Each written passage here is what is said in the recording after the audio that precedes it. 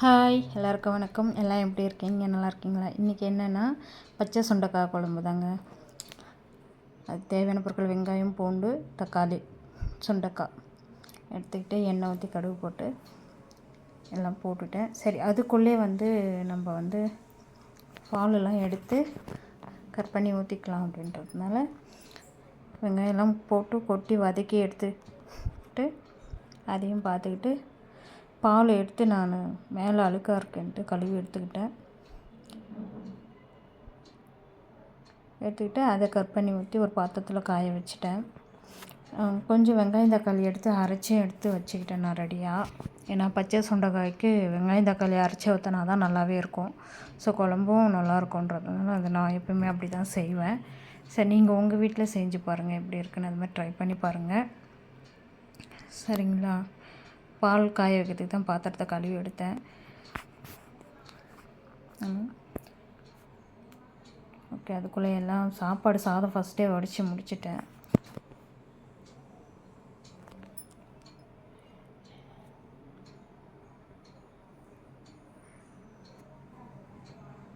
என்னுடைய குழம்பு எப்படி இருக்குன்னு பார்த்துட்டு கமெண்ட் பாக்ஸில் கமெண்ட் பண்ணுங்கள். சரிங்களா? உங்களுக்கு காமிக்கிறேன், லாஸ்ட்டாக காமிக்கிறேன் குழம்பு எப்படி இருக்குன்னு. சரிங்களா? இப்போ பாருங்கள் நான் எப்படி செய்கிறேன்ட்டு பாருங்கள். வெங்காயம் தக்காளிலாம் வதக்கிட்டு இருக்கேன். பச்சை சுண்டைக்காவும் ஆட் பண்ணிட்டேன். ஒன்றுமே இல்லைங்க, சுண்டைக்காயை நல்லா நசுக்கி ஒரு அலசு மட்டும் அலசி எடுத்து வச்சுக்கோங்க. அப்போ தான், ஏன்னா நேச்சுரலாகவே நம்ம சுண்டைக்காய் எடுத்து சமைக்கிறோம், அதனால் நல்லாயிருக்கும் குழம்பு. நல்லா வதக்கி எடுத்துக்கோங்க. நான் அதிகமாக தக்காளி வதக்க விடலை, ஏன்னா வதக்க விட்டால் குழம்பு நான் எப்படியுமே இப்படி தான் செய்வேன். நீங்கள் எப்படி செய்வீன்ட்டு எனக்கு கமெண்ட் பாக்ஸில் சொல்லுங்கள். அதுக்கப்புறம் அரைச்சி வச்ச தக்காளி விழுதை எடுத்து ஊற்றிக்கிட்டேன். அது ஒரு 10 நிமிஷம் நல்லாவே வதக்கி விட்டுக்குங்க. அப்போ தான் கூட, ஏன்னா என் பசங்க குழம்புல பூண்டு போட்டால் சாப்பிட மாட்டேனுங்க. பூண்டு கொஞ்சம் அரைச்சிக்குவேன் அதை கூட சேர்த்து. சரிங்களா? இப்படி நல்லா கிளறி விட்டுடுங்க. கிளறி விட்ட உடனே இப்படி வந்துடுச்சு பாருங்கள். ஒரு 10 நிமிஷம் ஆயிடுச்சு வதக்கி விடுறதுக்கு.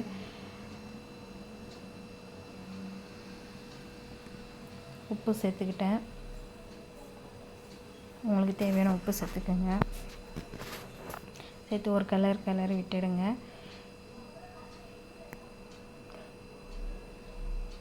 கிளறி விட்டோடனே நான் மிளகாத்தூள் ஆட் பண்ணிக்கிட்டேன். நான் காரம் கம்மியாக தான் போடுவேன். இது எங்கள் மிளகாத்தூள் காரம் கம்மி, ஸோ அதனால் 4 ஸ்பூன் போட்டுக்குவேன் நான் எப்பவுமே மிளகாத்தூள்.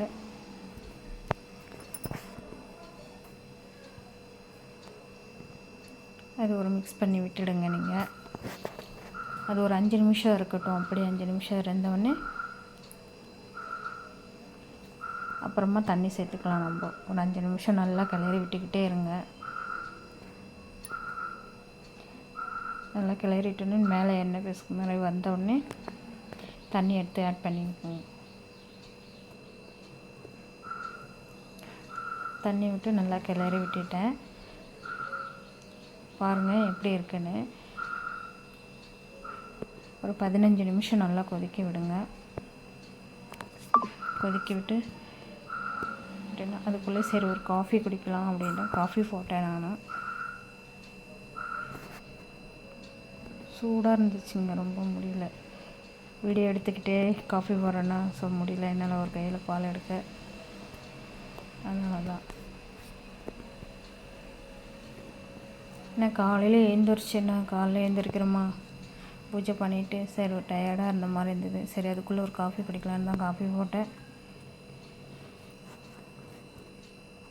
என் பொண்ணு எழுந்திரிச்சு எக்ஸசைஸ் பண்ணுறா பாருங்கள். என் பெரிய பொண்ணு காலையில் அவள் எழுந்த உடனே எக்ஸசைஸ் பண்ணிடுவா.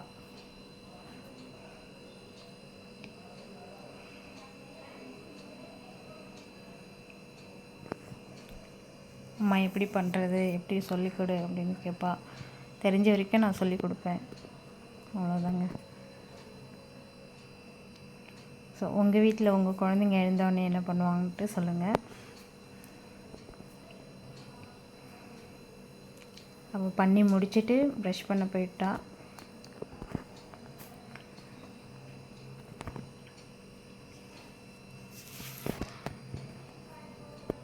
சரி, நம்ம அதுக்குள்ளே நம்ம குழம்பு என்னாச்சுன்ட்டு பார்க்கலான்னு வந்தேன்.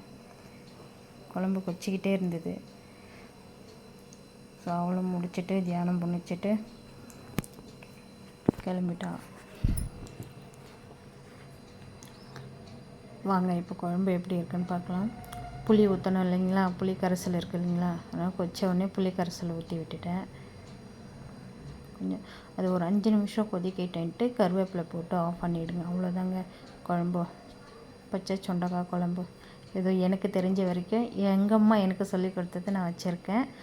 உங்கள் வீட்டில் நீங்கள் எப்படி செய்வீங்கன்ட்டு எனக்கு சொல்லுங்கள். ஓகேங்களா? மறக்காமல் கமெண்ட் பண்ணுங்கள், சப்ஸ்கிரைப் பண்ணுங்கள். இப்போ மறக்காமல் பெல் பட்டன் கிளிக் பண்ணுங்கள். தேங்க்யூ.